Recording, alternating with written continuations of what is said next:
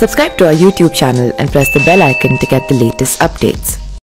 अयोध्या नगरी में पौराणिक महत्व सबसे ज्यादा होने के बाद भी यह शहर उस तरह से अपनी पहचान नहीं बना पाया जो होनी चाहिए। लोकसभा चुनाव में बीजेपी के उम्मीदवार की करारी हार के बाद एक बार फिर से सीता माता के उस श्राप की चर्चा होने लगी जो उन्होंने अयोध्या को दिया था। आइए जानते हैं क्या था यह श्राप और क्या थी इसकी वजह।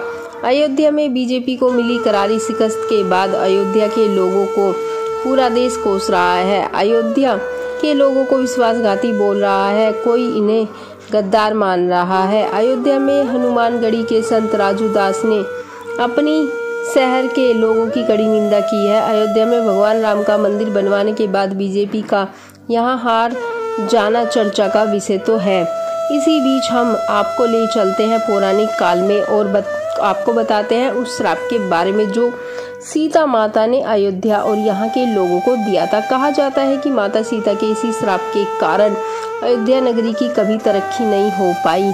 हमेशा से ये शहर अभावों से जूझता रहा। आइए जानते हैं भगवान राम जब रावण को हराकर पत्नी सीता को लेकर अयोध्या लौटे तो उनके साथ क्या हुआ और आखिर किस वजह से सीता ने अयोध्या को श्राप दिया।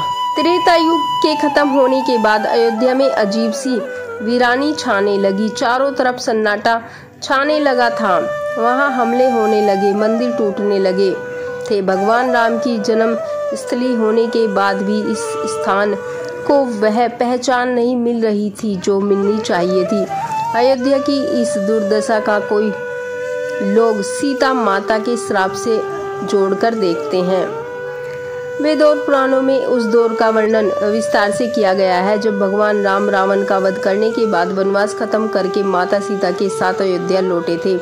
प्रभु राम के अयोध्या लौटने पर एक तरफ तो घी के दीपक जलाकर खुशियां मनाई जा रही थी तो दूसरी तरफ माता सीता को लेकर अयोध्या के लोग आपस में खुसुर फुसुर कर रहे थे कि वह पराये मर्द रावण के साथ रहकर आई है। माता सीता की पवित्रता पर अयोध्या की प्रजा को संदेह हो रहा था। यह देखकर भगवान राम ने माता सीता का त्याग करने का फैसला किया और एक धोबी द्वारा तंज कसने पर प्रभु राम ने सीता माता को त्यागने का निर्णय लिया। उसके बाद उन्होंने लक्ष्मण के साथ सीता माता को फिर से वनवास भेज दिया।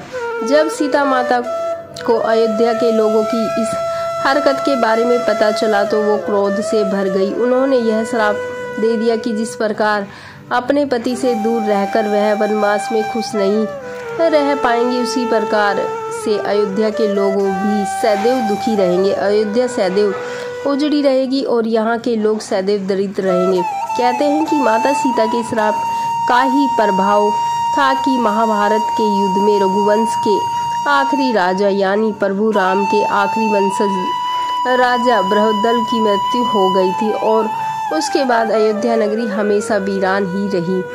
अब जब अयोध्या के लोगों ने वहां राम मंदिर बनवाने वाली बीजेपी को ही नकार दिया तो एक बार फिर अयोध्या के अस्तित्व पर सवाल उठाया जाने लगा कि क्या अब भी यह शहर माता सीता के श्राप का दह झेल रहा है।